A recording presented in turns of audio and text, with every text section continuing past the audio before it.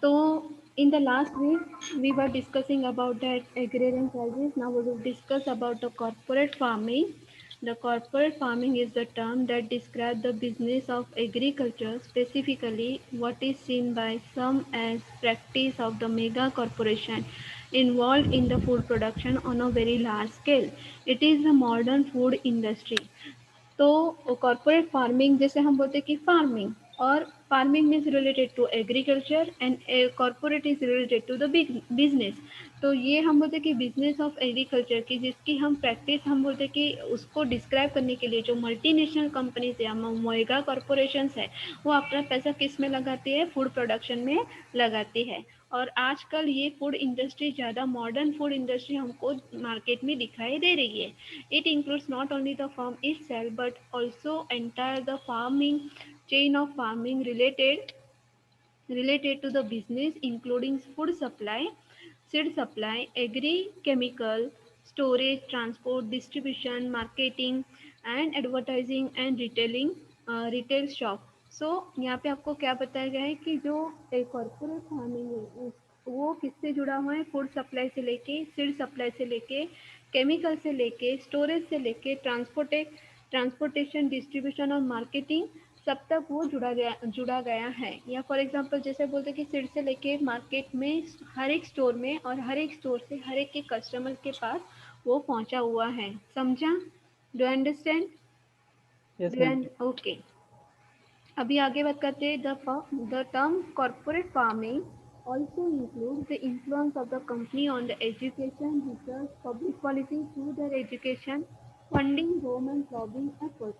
तो ये corporate farming जितना अपना पैसा लगाती है तो उसके साथ साथ उसका उतना एजुकेशन हुआ है, उस बात पे रिसर्च हुआ है, उसकी पॉलिसी वहाँ पे काम कर रही है जिसकी वजह से हम बोलते हैं कि वो एक तरह से हम बोलते हैं कि they are supporting to the government control or they are supporting to the government efforts।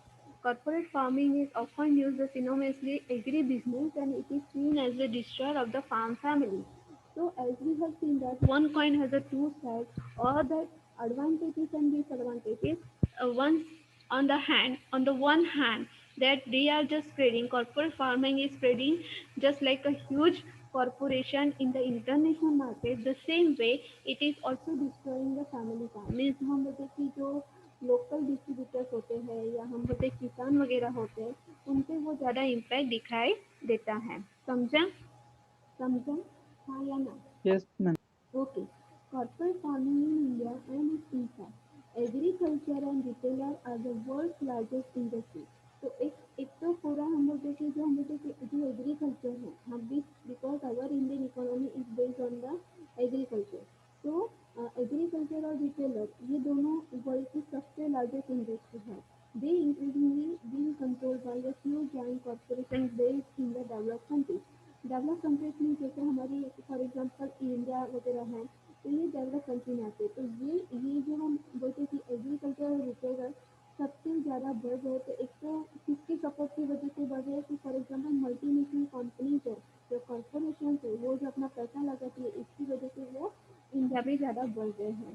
Transactional retailers have by and large saturated their saturated their home country market and now entering in the India at alarming rate।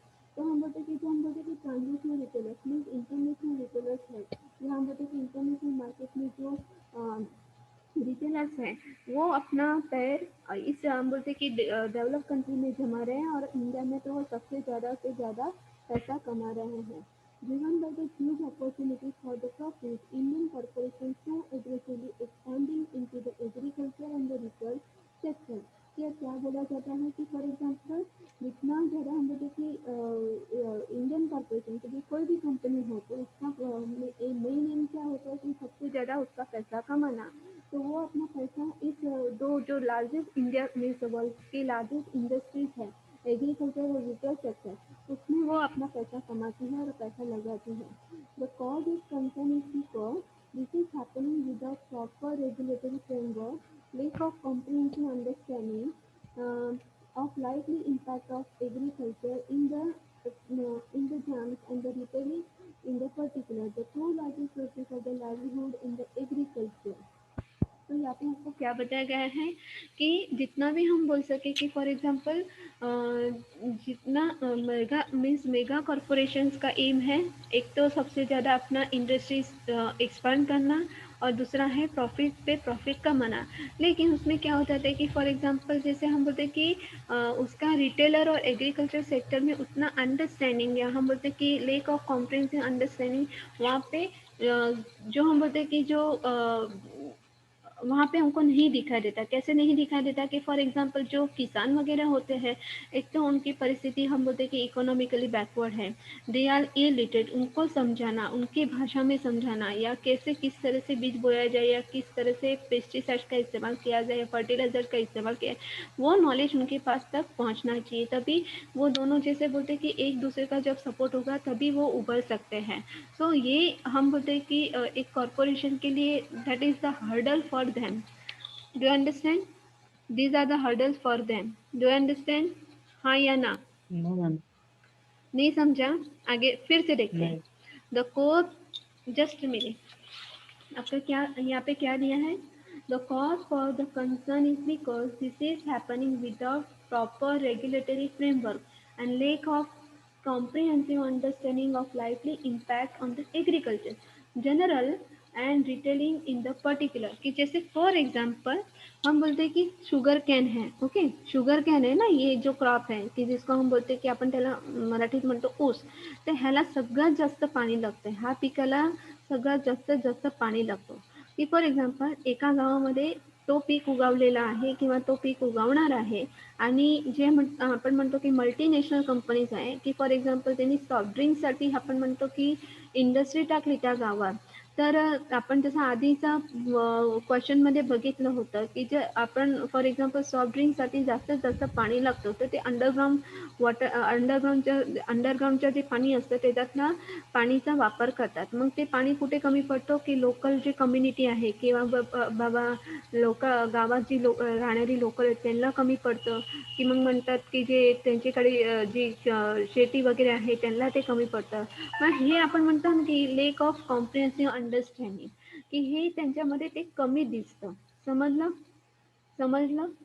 Yes माहित- ma'am. हा Yes, ma'am. हाँ, the agriculture land use laws being changed to the facilitate the entry and the growth of corporate agency into the agriculture। Agriculture साठी जर suppose multinational company जब agriculture के लिए अपना पैसा लगाती है तो वो सिर्फ एग्रीकल्चर के लिए ही लगाना चाहिए, नहीं तो कभी कभी ऐसा हो जाता है कि बिल्डिंग कंस्ट्रक्शन के लिए भी वो अपना पैसा लगाते हैं। Then next point is realizing the huge profit in the agriculture market. The foreign and the domestic um, foreign and domestic chain retailers are investing in the big supply chain। तो जैसे फॉर एग्जांपल इंटरनेशनल मार्केट में जितना ज़्यादा पैसा कमाया जाता है, क्योंकि वहाँ पे फॉर एग्जांपल जो हम बोलते हैं कि मटेरियल होता है उसका कॉस्ट कैसा होता है, कम होता है। किसे जैसे फॉर एग्जांपल हम जो गेहूँ खरीदते हैं हमारी इंडिया में, उसका कॉस्ट ज़्यादा है as compare to international market. तो फिर वो क्या करते हैं कि एग्रीकल्चर जो मार्केट होता है वो फॉरेन हो या डोमेस्टिक चेन रिटेलर्स हो, तो वो क्या करता है, वो अपना पैसा इंटरनेशनल मार्केट में लगाता है, ना कि लोकल मार्केट में लगाता है। यहाँ पे देखिए भारतीय enterprises launches the steel fresh food in the collaboration with the UK-based Aldo Holdings investment arm of the Rothschild family and expect the turnover 41 million in the next few years। तो ये हमारी भारतीय एंटरप्राइजेज है, हमारी India की company है। वो अपना कौन सा नया मीन्स हम बोलते हैं कि इंडस्ट्री लॉन्च करिए, तो यहाँ पे देखो फील्ड फ्रेश फूड्स, ओके, किस कंपनी के साथ कि यूके की जो एक एल्ड्रो होल्डिंग्स है, जिसमें हम बोलते हैं कि रॉस चाइल्ड नाम का जो एक हम बोलते हैं कि बहुत ही पैसे वाला आदमी है, वो अपना पैसा लगा रहा है, तो उसके साथ मिलकर अपनी इंडिया की ये भारतीय एंटरप्राइजेस फ्रेश फूड फोर्स ये अपना इंडस्ट्रीज लगा रही है। और उसका जो टर्नओवर होता है, क्योंकि उसमें ज़्यादा पैसा लगे थे, तो उसका कुछ सालों में उसका टर्नओवर कितना होगा, 41 मिलियन डॉलर होगा। मीन्स ज़्यादा से ज़्यादा वो पैसा कमाएगी। मीन्स इंडिया की कंपनी और हम बोलते हैं कि यूके की कंपनी साथ मिलके ये पैसा ज़्यादा से ज़्यादा प्रॉफिट कमाती है। अभी समझा? Do you understand? Yes ma'am. Okay. Yes, ma'am. It has put over the 4,000 acres of the cropland under the cultivation in Punjab and is exploring the partnership in Rajasthan, Uttaranchal, Maharashtra. तो अभी इतना बड़ा प्रोजेक्ट लगाने के लिए उनको ज़मीन की ज़रूरत पड़ेगी, हाँ या ना? उनको ज़मीन की ज़रूरत पड़ती है ना, कि फॉर एग्जांपल जब Yes, बड़ा ma'am. इंडस्ट्री लगाते हैं तो उसके लिए ज़मीन भी ज़्यादा चाहिए। तो सिर्फ पर्टिकुलर एरिया में हम बोलते हैं कि पर्टिकुलर एक ही जगह पे नहीं मिलेगा। तो फॉर एग्जांपल उसका हम बोलते हैं कि 4 एकड़ क्रॉपलैंड चाहिए, तो हम बोलते हैं कि पंजाब में वो सबसे ज़्यादा है, फिर उसके साथ साथ राजस्थान में है, उत्तरांचल और महाराष्ट्र, ये सभी वहाँ पे ऐसे क्रॉपलैंड्स लगाए जाते हैं, मीन्स उसका इंडस्ट्री लगाया जाता है। The company plans to bring the total of 20,000 acres under cultivation in the next future by contracting with the farmers. तो अभी कंपनी क्या करेगी, अपना मुनाफा निकालने के लिए क्या करेगी, ऐसे 20,000 एकर्स ज़मीन खरीदेगी, और ज़मीन खरीदने के बाद ऐसे हम बोलते हैं कि जैसे कॉन्ट्रैक्ट कॉन्ट्रैक्ट फार्मर होते हैं ना, जैसे फॉर एग्जांपल जैसे कॉन्ट्रैक्ट 11 महीने के लिए, 30 महीने के लिए, ऐसे कॉन्ट्रैक्ट फार्मर होते हैं कि नहीं? कॉन्ट्रैक्ट फार्मर होते हैं ना, जैसे हम बोलते हैं कि Yes, ma'am. Contract means Yes, ma'am. Contract base पे काम किया जाता है, कॉन्ट्रैक्ट बेस पे 11 महीने के लिए या 30 महीने के लिए आप इतना, जैसे हम बोलते हैं कि फॉर एग्जांपल हमारा कोई जगह है तो हमने हम बोलते हैं कि भाड़े पे हम उसको जगह देते हैं या ज़मीन देते हैं या घर देते हैं, तो उसका कॉन्ट्रैक्ट साइन करते हैं कि नहीं करते, करते हैं ना, उसका Yes, contract ma'am. Sign. Yes, वैसे ही ma'am. ये कंपनी क्या करेगी, ऐसे 20,000 एकड़ ज़मीन खरीदेगी कल्टीवेशन के लिए, और उसके लिए हम बोलते हैं कि जिन जिन किसानों को उनको भी ज़रूरत है और जिन किसानों को भी ज़रूरत है वो वहाँ पे उन किसानों को काम पे लगाएगी, उसका पैसा उनको, उनका वेजेस उनको देगी। समझ में आया? समझ में आया? Yes, ma'am. Yes, ma'am. Yes, ma'am. Okay. The Tata Chemicals agribusiness name Khetse Agri Produce India expanding into biodiesel, fresh food, vegetable production and distribution with the plans to invest more than $1 billion in the next few couple of years. तो आपको क्या बताया कि जैसे agri business, the Tata chemicals, ये एक हम बड़ा कंपनी है, तो जो एग्री बिजनेस से जुड़ा है, जैसे यहाँ पे आपको उसने एक कंपनी का, उसके अपनी कंपनी का नाम दिया है कि खेत से एग्री प्रोड्यूस, तो वो क्या क्या एक्सपांड करती है, किस पे अपना पैसा लगाती है, तो है बायोडीजल है, फ्रेश फ्रूट्स है, वेजिटेबल प्रोडक्शन है, और उसके डिस्ट्रीब्यूशन पे वो ज़्यादा से ज़्यादा अपना पैसा लगाती है, और जितना पैसा लगाती है उसका उसका डबल मुनाफा या उसका हम बोलते हैं त्याला दुप्पट पैशाने ते कमवतात। आलं लक्षात? समझ में आया? Yes, ma'am. हाँ, अभी रिलायंस रिटेल लिमिटेड, जिसको हम बोलते हैं RRL, is investing $250 billion for its farm to fork strategy. Its supply chain would trade in the open market as well as the retail Reliance Fresh outlets. तो जितना हम बोलते हैं कि रिलायंस रिटेल लिमिटेड, तो जितना अपना हम बोलते हैं कि $250 बिलियन का उन्होंने इन्वेस्टमेंट किया है, तो farm to fork strategy means उसका डोमेस्टिक मार्केट में भी उतना हम बोलते हैं कि इन्फ्लुएंस है, और ओपन मार्केट में इंटरनेशनल मार्केट में उसका इतना इन्फ्लुएंस है, जिसकी वजह से वो ओपन मार्केट में भी इतना पैसा कमाती है और लोकल मार्केट में भी थोड़ा बहुत, मीन्स थोड़ा नहीं, पैसा कमाती है। The Reliance retail had taken the 3,000 acres of the orchid to lease from the Himachal Pradesh Horticultural Produce Marketing and the Processing Corporations। तो यहाँ पे देखें, जो हिमाचल प्रदेश है, हम बोलते कि जो हम बोलते पहाड़ी एरिया है, वहाँ पे खेती बाड़ी करना क्या हो जाता है, थोड़ा सा मुश्किल हो जाता है। जैसे प्लेटिव होता है, वहाँ पे खेती बाड़ी करना कैसा होता है, सिंपल होता है, ये हम ईवीएस में पढ़ चुके हैं। तो क्या करते हैं, रिलायंस क्या करता है, रिलायंस रिटेल ये जो कंपनी है वो क्या करती है, अपना ज़्यादा से ज़्यादा अपना फार्म इंडस्ट्रीज लगाने के लिए हिमाचल के जितने भी लैंड है या जितना भी एरिया है, तो वहाँ पे अपना एक इंडस्ट्रीज खड़ा करी है, और अपने जैसे for example Himachal Pradesh horticulture produce marketing and processing corporation, इसके हिसाब से वो ज़्यादा से ज़्यादा वहाँ पे जो हम बोलते कि एरिया है वो खरीदते हैं कल्टीवेशन के लिए। समझा? Do you understand? Yes, ma'am.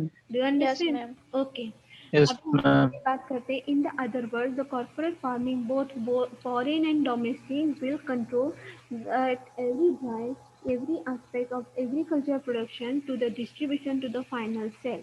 As the corporations seek low cost and grow in the monopoly market power, the impact will be twofold. The downward pressure on the prices and wages that will be felt by the farmers and the workers at every stage of process and elimination of the competition. तो जैसे बोले कि for example हमारे जो किसान लोग हैं या किसान भाई है वो इंटरनेशनल मार्केट में अपनी इंटरनेशनल मार्केट में कंपटीशन नहीं कर सकते हैं। तो उसके रीज़न क्या है, जैसे हमने उसके रीज़न देखे थे कि फॉर एग्जांपल एक तो because of the poverty, because of the illiteracy, because of the lack of knowledge, because of the indebtedness. These are the main reasons for they are not competing in the international market. तो क्या बता सकते हैं कि for example international market में for example एक तो उनके लिए 2 टाइम का खाना मिलना ही एक बहुत बड़ी बात होती है। तो वहाँ पे वो अपनी मीन्स 2 टाइम का खाना मीन्स अपनी फैमिली को या फैमिली फार्म कंप्लीट करेंगे या इंटरनेशनल मार्केट में कंपटीशन करेंगे। तो एक ये रीज़न होता है जिसकी वजह से हम बोलते हैं कि जैसे बोलते हैं कि इंटरनेशनल मार्केट में जैसे कोई भी प्रोडक्ट का प्राइस कम होता है तो लोग ज़्यादा से ज़्यादा वहाँ पे खरीदी करते हैं। और जो हमारे जो किसान लोग हैं वो थोड़ा सा रेट उनका ज़्यादा होता है लेकिन उनकी मेहनत ज़्यादा होती है, तो क्या करते हैं वो अपना रेट ज़्यादा लगाते हैं या as compare to international market, तो कोई उनके पास खरीदी नहीं करता है। ये सिंपल सी थिंग है कि फॉर एग्जांपल कि जब भी कोई हम चीज़ें खरीदने जाते हैं तो उसका भाव-ताल करते हैं, हाँ या ना? कोई चीज़ खरीदने जाते हैं तो उसका भाव-ताल करते हैं, हाँ या ना? Yes, ma'am. ओके, भाव-ताल उसका हम करते हैं कि जैसे फॉर एग्जांपल हम क्या सोचते हैं कि हाँ, हमारे 5 या 10 रुपए जितने बच गए वो इतने हमारे लिए अच्छा होगा। कि फॉर एग्जांपल आप 10 दुकान में जाते हैं और ये आपको चीज़ खरीदनी है, 10 दुकान में उसकी प्राइस निकालते हैं, उसका कॉस्ट निकालते हैं और जहाँ पे ज़्यादा सस्ता होगा, वहाँ पे आप जाएँगे। एम आई राइट? जहाँ पे ज़्यादा सस्ता Yes, होगा वहाँ ma'am. पे जाएँगे। लेकिन Yes, आप ma'am. एज़ अ कंज्यूमर आप ये नहीं सोचेंगे कि ये इतना प्राइस लो क्यों है, उसका क्वालिटी कैसा है। कि जैसे कंज्यूमर होता है ना उसको क्वालिटी, क्वांटिटी, प्राइस ये सब का ध्यान रखना है। तो कभी-कभी इसकी वजह से भी हम जो बोलते हैं कि भारतीय जो किसान हैं वो अपनी कॉम्पिटिशन में इंटरनेशनल मार्केट में कॉम्पीट नहीं कर सकते। समझा? Do you understand? Do you understand right Yes, now? Yes, ma'am. ma'am. Okay. Then next point is the amendment of the Agriculture Produce Marketing Committee Act has paved the way for contracting farming in the number of states, although there is a restriction on the lease period. This means हम भाड़े पे देना। This means क्या बोलते हैं इसको हम? भाड़े पे देना। कि फॉर एग्जाम्पल यहाँ पे आपको बताया गया है कि जस्ट मिनट, यहाँ पे आपको बताया गया कि agriculture producing marketing committee act के हिसाब से कि हर एक स्टेट में हमको कॉन्ट्रैक्ट फार्मिंग ज़्यादा दिखाई देता है। Contract farming means multinational companies अपना पैसा लगाएगी और जो किसान लोग हैं उनको भाड़े पे ज़मीन कल्टीवेशन के लिए देगी। लेकिन उसकी वजह से क्या होता है कि थोड़ा सा रिस्ट्रिक्शन आ जाता है, वो उनको रिस्ट्रिक्ट करना ज़रूरी है। क्यों ज़रूरी है? Under the model law the farmer can be farm or land for the minimum 11 months and maximum 30 months। जैसे मैंने अभी आपको बताया कि कोई भी जो किसान होता है कॉन्ट्रैक्ट बेस पे होता है तो वो ज़्यादा से ज़्यादा वो ज़मीन 11 महीने तक या 30 महीने तक वो काम कर सकता है। The corporate retailers are demanding on the amendment in the revenue act. Revenue means उसको वापस उसको ज़्यादा से ज़्यादा उसकी हम बोलते हैं कि मुदत बढ़ा देना या उसका समय बढ़ा देना। तो उसके हिसाब से जो रिटेलर्स वाले हैं तो वो क्या डिमांड कर रहे हैं कि रेवेन्यू एक्ट के हिसाब से जो टाइम दिया गया है 11 मंथ या 11 महीने या 30 महीने वो ज़्यादा से ज़्यादा बढ़ा दिया जाए। It is noted that under the contract farming the farmer is supplied seeds and other ingredients by the company and the contractor buys the entire farm produce at for the fixed rate।